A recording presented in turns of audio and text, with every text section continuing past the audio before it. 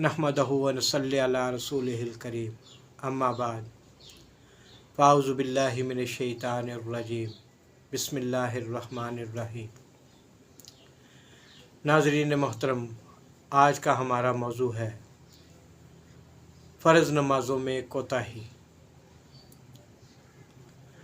नाज़रीन मोहतरम, अपने मौजू की तरफ आने से पहले मेरी आपसे दरख्वास्त है कि मेरी वीडियो पसंद आए तो इसको लाइक कर दीजिए और सब्सक्राइब भी कीजिए और साथ में बेल को दबा दें ताकि मेरी हर आने वाली वीडियो आप तक आसानी से पहुंच सके। तो नाज़रीन मोहतरम, चलते हैं आज के मौजू की तरफ। नमाज अल्लाह ताला का सबसे बड़ा हुक्म है और जितना बड़ा ये हुक्म है उसको उसी कदर शान से अदा करना चाहिए।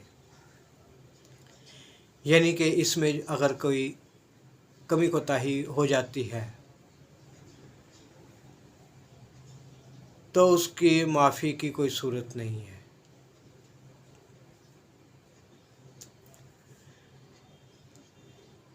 ये नमाज हर हालत में पढ़नी पड़ेगी।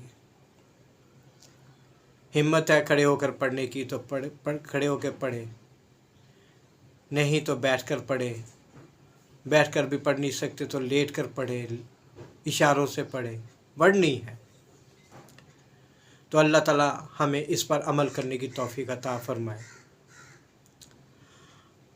हज़रत अब्दुल्ला बिन उमर रज़ियल्लाहु ताला अन्हु से एक रवायत है, अल्लाह ताला कमी बेशी माफ़ फरमाए। फरमाते हैं कि एक शख्स हजूर सल्लल्लाहु अलैहि वसल्लम के पास आए और अर्ज़ की, या रसूलल्लाह, ईमान के बाद कौन सी इबादत सबसे अफजल है? तो आप सल्लल्लाहु अलैहि वसल्लम ने फरमाया, नमाज। उन्होंने दोबारा अर्ज़ की कि या रसूलल्लाह सल्लल्लाहु अलैहि वसल्लम, नमाज के बाद कौन सी इबादत अफजल है? आपने फरमाया, नमाज। तीसरी बार फिर अर्ज़ की, या रसूलल्लाह, उसके बाद कौन सी इबादत अफजल है? आपने फिर फरमाया कि नमाज। इससे मालूम पड़ा कि नमाज सबसे अफजल इबादत है और हजूर सल्लल्लाहु अलैहि वसल्लम ने भी इसको अपनी आंखों की ठंडक बताया है। तो नाज़रीन मोहतरम, नमाज के लिए जब हम वज़ू करके घर से निकलते हैं तो हर कदम पर अल्लाह ताला हमें नेकी अता फरमाते हैं और जब मस्जिद में जाकर हम नमाज के इंतज़ार में बैठते हैं तो वो वक़्त भी हमारा बहुत कीमती होता है। दोस्तों, नमाज में कोताही ये होती है हमारे से कि हम घर में बैठकर मस्जिद नमाज का इंतज़ार करते हैं कि जैसे ही सुई वक़्त पे आए तो हम नमाज के लिए चलें, और जब मस्जिद में पहुंचते हैं तो आगे इमाम साहब मस्जिद में नमाज के लिए जमात खड़ी कर चुके होते हैं। तो सबसे पहला जो नुकसान होता है मेरे दोस्तों, वो तकबीर ऊला का होता है।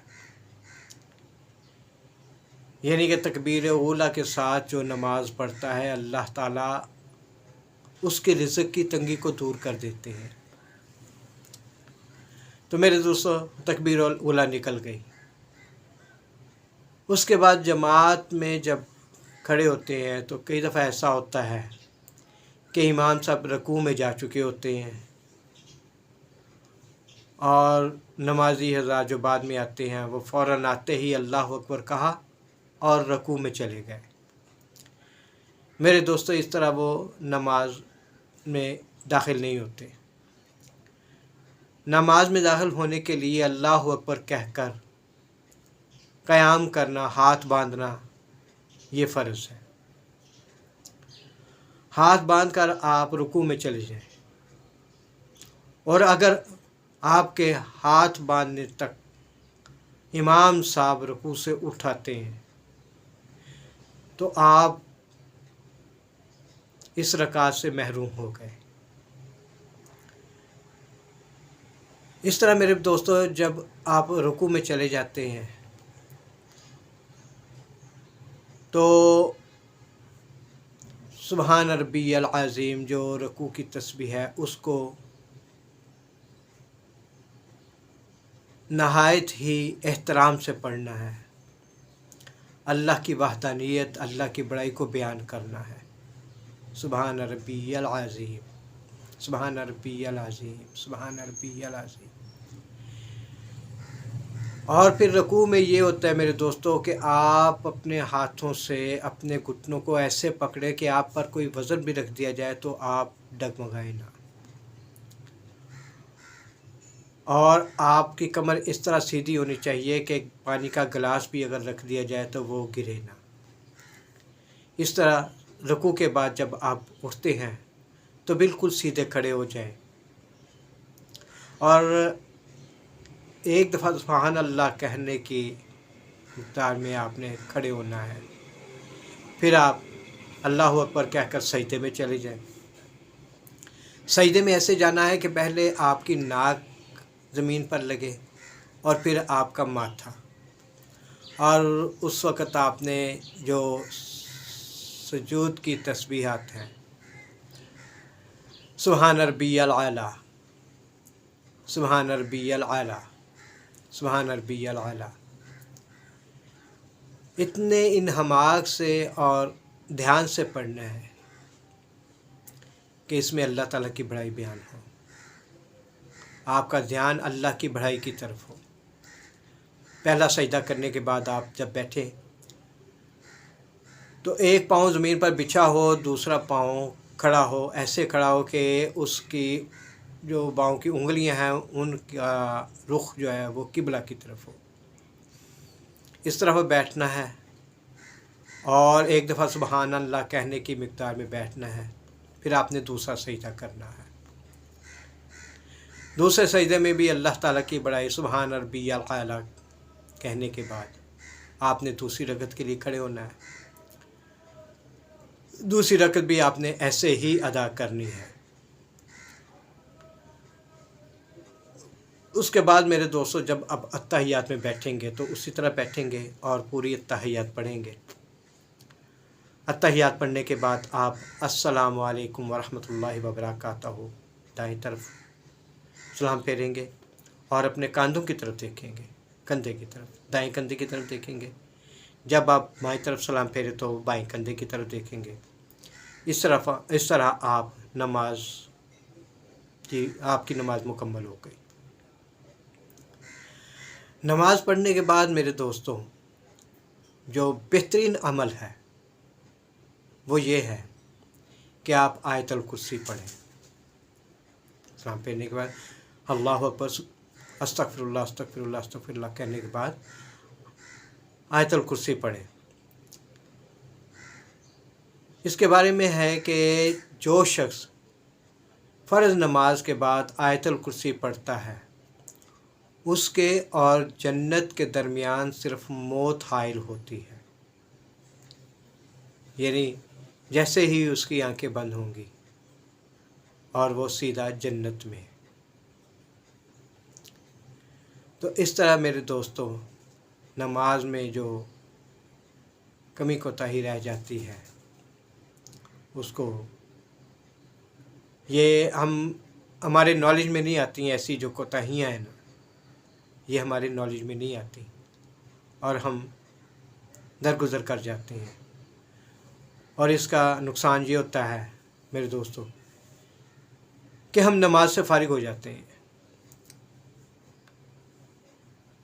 अल्लाह के हुक्म को हम सही तरीके से पूरा ही नहीं कर पाते। तो मेरे दोस्तों, जब अल्लाह ताला के हुक्म को पूरा करना है तो पूरे ध्यान से, पूरे इन्हमाक से, और ये सोचते हुए, ये समझते हुए कि अल्लाह की ज़ात मुझे देख रही है। जब ये आपके जहन में होगा कि अल्लाह की ज़ात आपको देख रही है, आप पूरे इन्हमाक से नमाज को अदा करेंगे।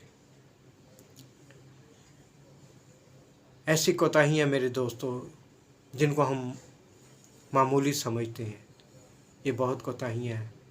और सजदे की हालत में भी जब हम जाते हैं तो हम दोनों पाँव को उठा लेते हैं, कहीं अक्सर ऐसा होता है। तो मेरे दोस्तों जब हम सजदे की हालत में दोनों पाँव को उठा लेंगे तो तब भी हम नमाज से निकल जाएंगे, हमारी नमाज अदा नहीं होगी। हमारे पाँव ज़मीन पर लगे रहने चाहिए। ये छोटी कोताही है मेरे दोस्तों। अल्लाह ताला हमें कहे सुनने पर अमल करने की तौफीक अता फरमाए, और जो कमी कोताही रह जाती है अल्लाह ताला हमें माफ़ फरमाए। अल्लाह ताला से दुआ गो हूँ कि अल्लाह ताला हम सब पर अपना फजल करम करे और हमारी तमाम ख़ताओं को माफ़ फरमाए। व आखिर दुआना अनिल हम्दुलिल्लाहि रब्बिल आलमीन।